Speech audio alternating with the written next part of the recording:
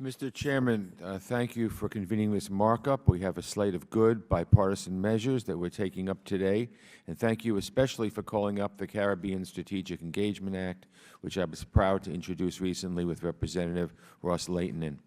As this committee well knows, it's a big world with a lot of challenges, some that get more attention than others, so it's important to stay focused on our neighbors in the Caribbean. These countries are profoundly important to the United States.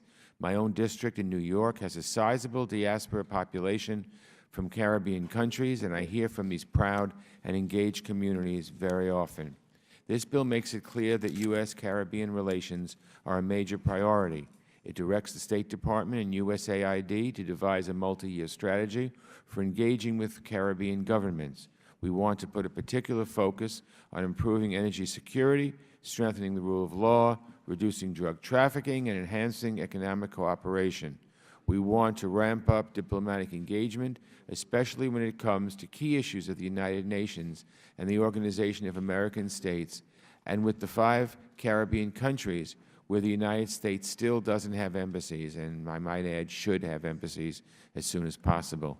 We'll end up with the best policy if we shape it in consultation with many Caribbean American citizens in the United States. It's a strength for us to have such a strong and vibrant diaspora community.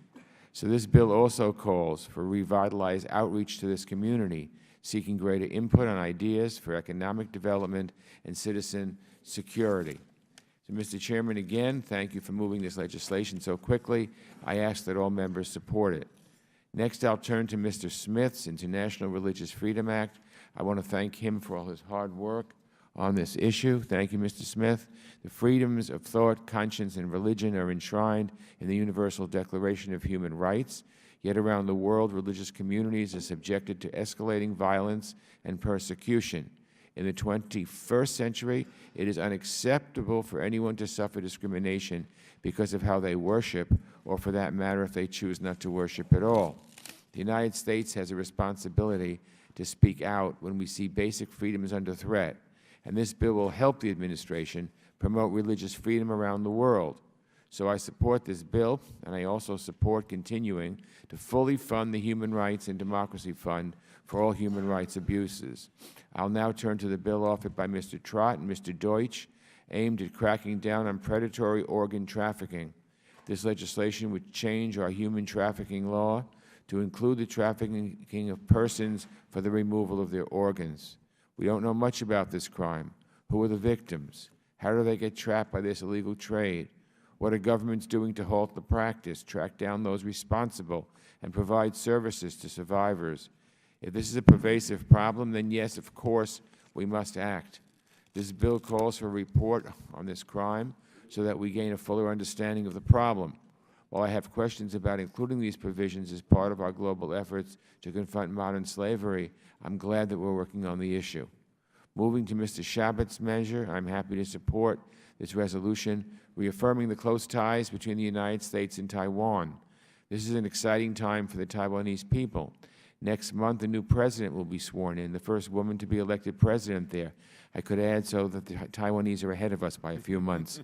I had the pleasure of meeting with her several times before the election, and I'm very hopeful for her success. As Taiwan's democracy prepares for a political transition, it's important that the United States signal our unwavering support for Taiwan, for Taiwan's defense, for its participation on the global stage, for its robust democracy.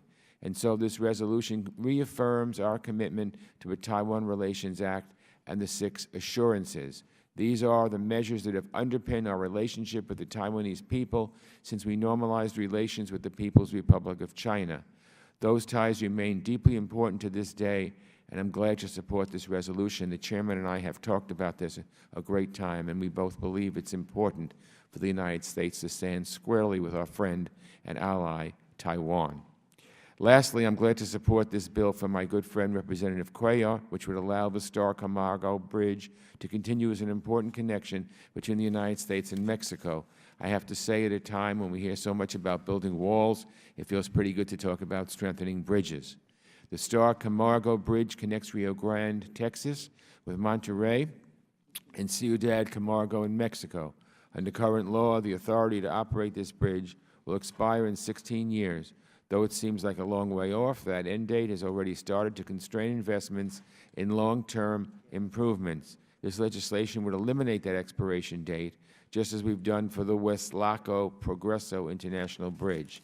This bill doesn't cost U.S. taxpayers a penny, and in the midst of a lot of ugly rhetoric, it sends a clear signal. Mexico is an extremely important partner to the United States, and bridges, not barriers, will help that friendship to thrive.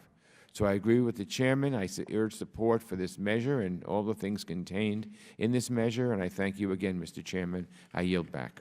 Thank you, Mr. Engel. Any other members seeking recognition? Mr. Smith? Mr. Chairman, thank you.